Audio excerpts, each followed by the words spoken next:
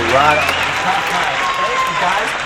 And welcome back to another episode of Club ENTP, everybody. Yeah! Woohoo! All right. For now, I am your host, Daparu, a Crusha.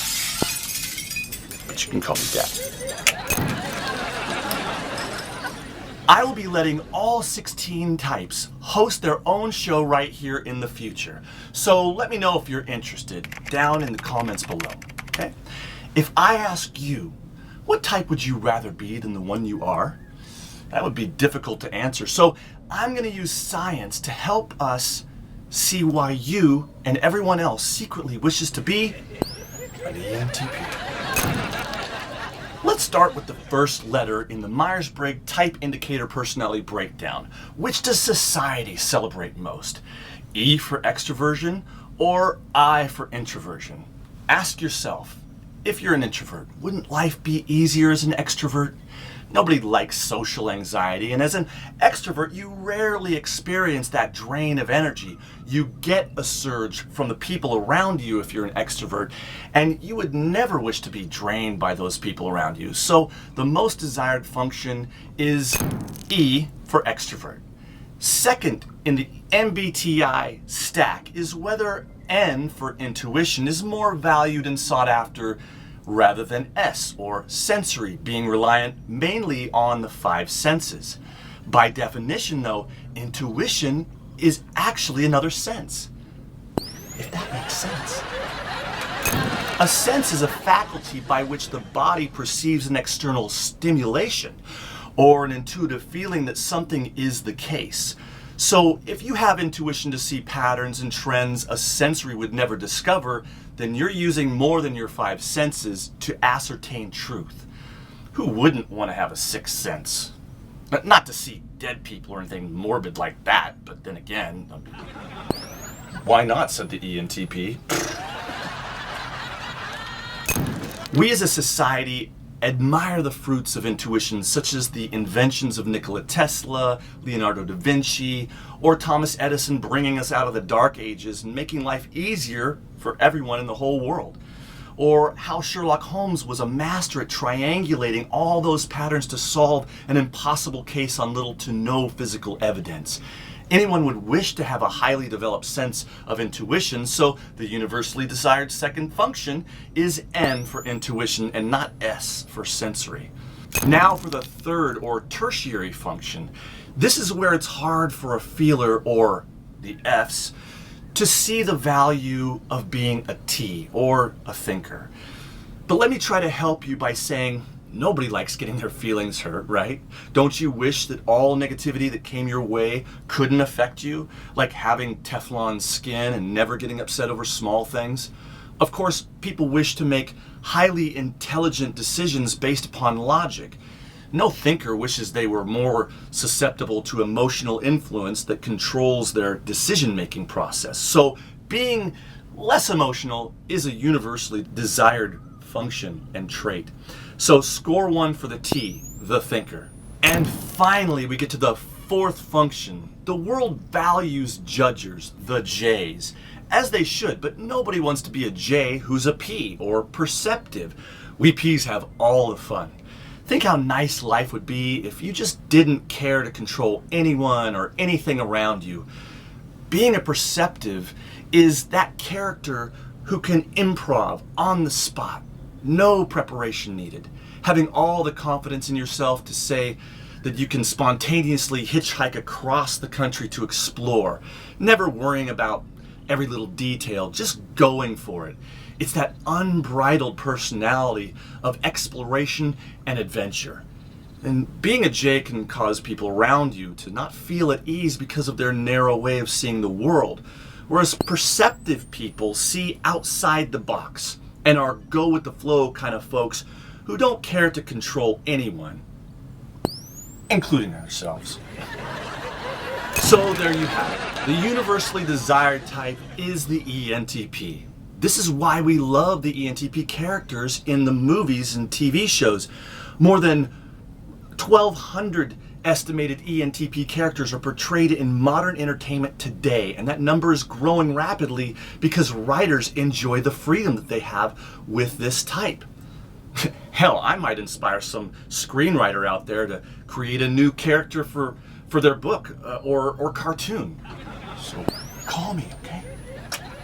Protagonists such as Loki, Lucifer, the Joker, Negan from The Walking Dead, Jimmy McGill, or Saul Goodman all have us wanting them to get away with their actions without facing any repercussions.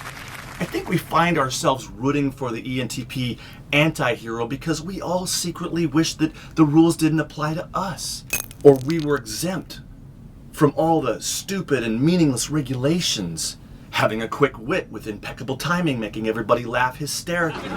So even though you may not know it, subconsciously you wish you were an ENTP. And why wouldn't you? I mean, you get your very own ENTP squirrel. Hey, by the way, where is Carl? Has anybody seen Carl? Huh? Well, I know some of you were a bit worried about him after the last episode, but he's a professional stunt squirrel, so I'm sure he's just fine, okay? No worries, squirrel. Okay. Let me be serious. Most people love who they are and can't imagine being another type. Sure, it might be fun to imagine yourself getting away with all the chaos you create and control like you see in the movies, but this is the real world. Oh, what was that? Whew. So in conclusion, what type is the best type? It's your type, silly. Because you only know how to be you and no other type would do. So enjoy what type you are, because if you suddenly became an ENTP, you would lose your foghorn mind. Nobody could handle suddenly becoming a free-thinking ENTP with endless possibilities, speaking fluent sarcasm as if it were their first language. I mean, it's just awful. It's terrible.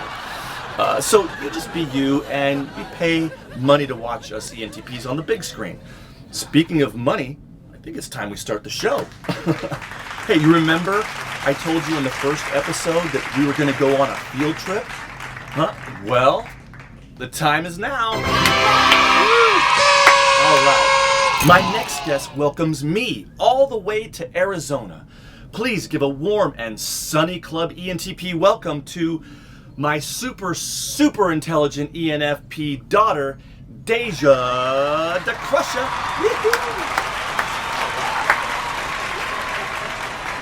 Welcome back, and I am here as your host, Daparu the Crusha, and I'm with my daughter, Deja the Crusha. So she's about the smartest person that I know in my circle of friends. So I wanted to bring my daughter in on this conversation because anytime I want to be proven wrong, I can be proven wrong again and again. So my daughter is a psych major. She just graduated with highest honors from a very prestigious college, and she graduated with honors, so 4.0 Bachelor in Science. I'm pretty damn impressed with this girl. So we were discussing the idea, the provocative idea, that everyone secretly wishes to be an ENTP. Now, I did this on a scientific basis to try and prove my point. And as a debater, ENTPs love to be proven wrong. So here to do that today is my beautiful daughter. And say hi to everyone in YouTube land. What's up? So it's a beautiful day. We're in Arizona, and I am just enjoying this second day of the year, 2022. It's so cool. And what I wanted to do is, again, try to explain myself in a manner that my daughter can easily understand. Not because she's an ENFP, by the way. I forgot to mention that. So my daughter's an ENFP, so we get along super well. We see eye to eye on so many things, but we also are different in our approaches to things as a feeler and as a thinker. So my idea was to piss a bunch of people off to click on this show to see that I am wrong about that. Now, as I ended the conversation, the argument, I ended it by saying that actually you can't imagine yourself being another type, not for long. And we love our own types. So most people would never want to change who they are. Would you agree with that? Yep, I definitely wouldn't change my type. So you mean you wouldn't want to be an ENTP? Hell no. So that is, this is the person that actually introduced me to the MBTI, Myers-Briggs type indicator. And it blew my mind because I've always been interested in personality types, but in 4 quadrants, not 16. So it was, I would say, challenging for me to learn something new, and I like that, you know. So thank you very much. You are responsible for this show. Yeah, all in a day's work. All in a day's work.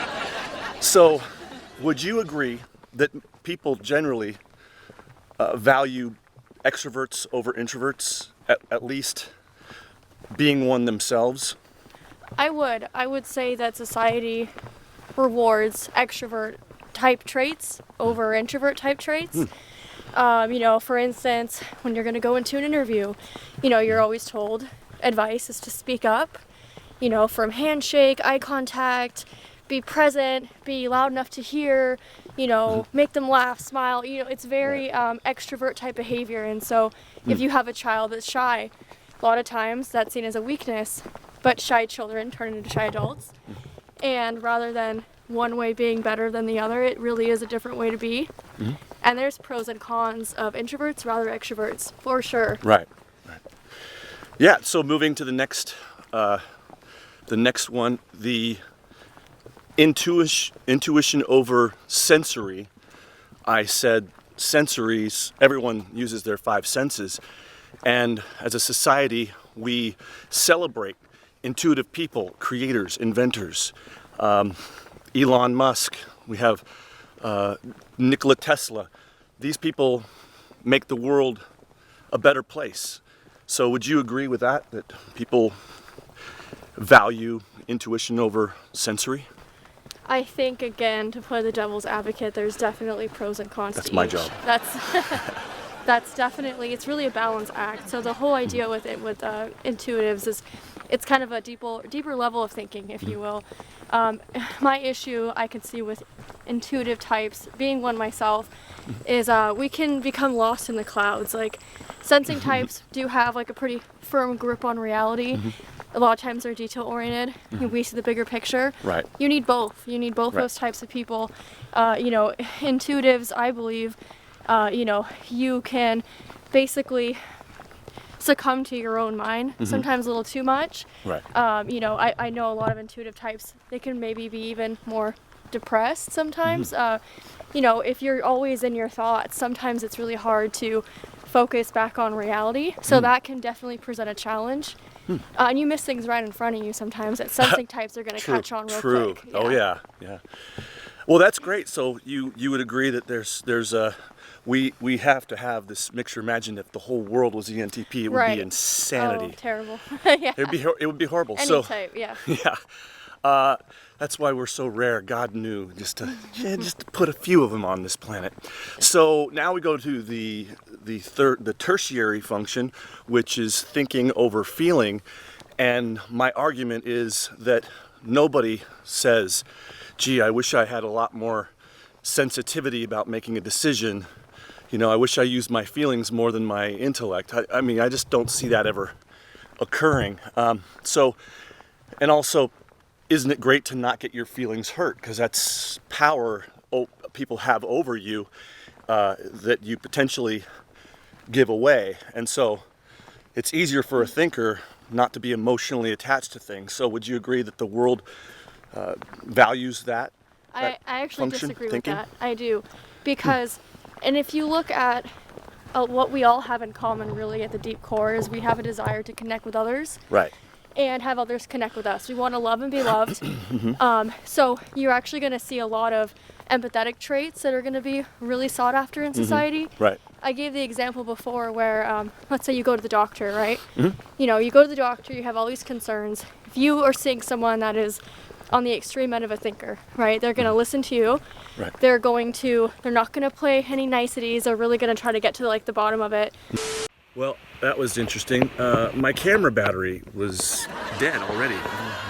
So, probably because I'm a perceptive. And if I was a judger, we could go to the next movement is, are perceptives more desirable or judger types more desirable? And I would say in general, we don't really give this a lot of thought, but in general, people who are judgers are very controlling, and it can cause people to be uncomfortable in their controlling behavior. So perceptives are people who are much easier going with the flow. Perceptives, I would say, they are more adventurous, and they're more spontaneous, and we're just more fun. What would you say to that? I would agree that, you know, I personally enjoy being a P type. I do think that we could be a lot more go with the flow, a lot more flexible and adaptable, which is important. However, I will say, I believe that J types make better leaders. I do. Yeah. I think if we had a world full of P type leaders, it would definitely be chaotic. I think we wouldn't get anything done. I think that if you had to look between having all P types and all J types, yeah, P's are fun, that's great. It doesn't really keep a society going. Right. So I'm gonna have to say that J's actually have quite a bit of a advantage when it comes to like the infrastructure of our society, really. Yeah, I'm only saying there, not to say that there's no advantage. There's a definite advantage in leadership, in getting things done. It's a certain type of intelligence, and I think that's extremely important that our society is run by J's, and so that we P's can have a lot of fun in it. Yes. It wouldn't be much fun if it was all P's, like you said. So, but what I'm trying to say, my argument is that the world desires to be fun, adventurous, outgoing, spontaneous. Wouldn't you agree that in general that's looked at as a really great aspect of a person's personality? I would agree that we feel this way. And it's very difficult for someone that is not a P type, let alone, you know, you and I are very similar, ENTP and FP. I feel like everybody wants that. Why don't people want to have fun all the time and be spontaneous? But I have an INTP husband, and let me tell you, this sounds terrible to him. Spontaneity, adventures, oh my God, just the thought of that, he's like, that doesn't do a thing for me. Yeah. And I have a very hard time understanding that, but that's just the thing. It's not for everyone, you know. Not everyone is as fun-loving as, you know, the extroverted intuitive. He is probably closer to a J than a P than of any INTP that I know. Yeah. And I know a lot of them. You know, being on time is a problem for INTPs. Right. But you know, they're amazing, intelligent people, and your husband is so organized, and I think that to an extent. Yeah. So but we're definitely P's. Yeah. Well, this has been fun. So. Yeah. I do want to touch on one thing. Sure. When the camera died, I didn't really get to fully explain the feeling. Yeah. I will say, in that example I was trying to give with the doctor's office, you're going to want a doctor who's both. You're going to want someone that is very empathetic to you. Right. You're going to want someone that obviously is a thinker. It's going to get stuff done. But we really value that, you know, especially, I mean, think about when you're in training for a job. What is it? It's always empathy, you know, in any field. It's really important because, you know, in order to, if you're going to look at it this way, to make a profit, in order to connect with people, there, you know, you need the feelings. And I would also argue that thinkers don't feel less. No. Right. They don't. They don't express their feelings. They don't go off their feelings as much as feelers do. Right. So it's not that they don't get hurt. The thing about thinkers is they don't have usually as much emotional intelligence as feelers do because it's not their go-to. So instead of knowing how to kind of process their emotions, sometimes they get a little weird with them. They don't know, they don't like them, they're not as comfortable with them. That's true. You know, so again, but there's pros and cons, because feelers, we have our own set of crazy problems, you know, just like anyone else. So Right. Well, that has been amazing. I think she needs her own show. I think that is what you need, Club ENFP. I'm sensing that is perhaps in your future. You're extremely articulate, and I just love having deep conversations with you. And also, you are the perfect person to cover this ridiculous title that everyone wants to be an ENTP. But it's one of my arguments was that there are over 1,200 ENTP characters in modern entertainment. So in Hollywood and cartoons, I mean, we have a crazy representation of ENTPs, and I don't know why that is, except that we are probably the most mischievous. yeah, it's the chaotic type. energy for me. Exactly. So I think that there's also the redemption stories, because as an ENTP who has no moral fiber, or morality is not one of their strong points, if they don't see a reason to behave in a different way, you know, which is opposite of what we're supposed to do in society, I think that is my argument also, that we can be redeemed, and that makes the best story. So the worst anti-hero. Yeah, the anti-hero. So yeah, it's just an interesting, we're interesting characters to depict stories and movies and things. So I think that's probably it. You remember that thing I used to do back in, you know, you and your brother growing up? Remember that? Yeah. So where would you like to go? Anywhere in the world. Let's go to the desert. Let's do it. Oh. It works still. Still got it. Well, I wanted to thank my daughter for a wonderful opportunity to argue about my ridiculous title of the show, and we just want to say Happy New Year to all of you people, and make sure to stay tuned for what? Viewer mail. You got it. It's time for viewer mail. I wonder why I keep breaking my glass ceiling. I don't know. What I do know is I'm Daparu, the steampunk. From episode 8, Green Key writes in and says, "You're so entertaining. That's one thing I love about ENTPs. The wit and constant banter. It does make sense. Jesus would be ENTP. I used to think he was more my type, INFJ, after working on his shadow." Well, Green Monkey, Jesus loves INFJs. This I know, or the Bible tells me so. He's a pretty popular guy. I'm always in his shadow. How many INFJs do you know that are such dynamic speakers that they can draw crowds of thousands just to hear them speak? I'll wait. Oh no, I don't have a watch built into my wrist. Maybe that's why I'm always late to the show. I don't know. Next up is Benjamin Flyheim. He writes, "Everyone wants to be an ENTP? Such an ENTP thing to say. If I become one, my ENTP friends wouldn't benefit from my perspective. Wait a minute. I know you. You're that 8-foot-tall poet on YouTube. Shouldn't that have rhymed then because it had too many syllables to be a haiku, or was it written in iambic pentameter? I don't know. All I know is that 8 feet tall, none of your friends could possibly see from your perspective. I mean, how is the weather up there anyway? Oh, and you've broken a glass ceiling or two in your day. Anyway, next we go to comments left on the live chat Q&A video, which we plan to do on Saturday nights at 7 PST, or Pacific Steampunk Time. A viewer writes in named Benjamin Flyhyman. That name sounds familiar.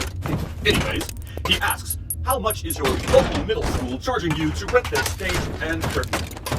Wait a minute, you're that giant again. I get it now. That was a put down. You know what happens when you put down an ENTP? No? You'll pick up on it later. First, I have a question. Did you first realize you were a giant when you couldn't take a selfie without using a GPS satellite? or when your middle school photo had to be taken by helicopter. But seriously, I'm not filming in a middle school, but at least I'm allowed to be within 500 feet of one. Thank you for playing along and being a good sport. Until next time, don't forget to like, subscribe, and ring the notification bell so you don't miss a thing, or this will happen. I'm out. Bye. Oh. Don't forget to enjoy the chaos. See you next time.